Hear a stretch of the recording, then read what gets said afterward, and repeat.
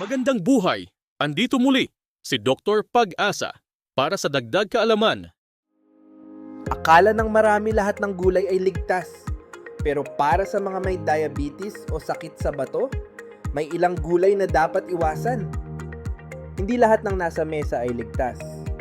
Katulad ng kalabasa, may natural sugar. Potato, mataas ang glycemic index.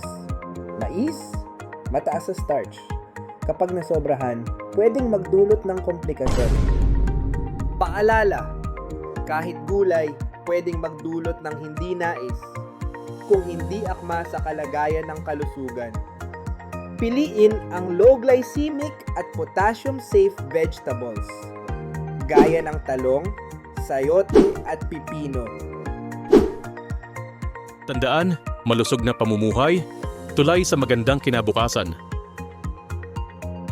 Para sa dagdag kaalaman, sundan ang One Pag-asa. Kidneys alagaan natin. Palaging mag-ingat.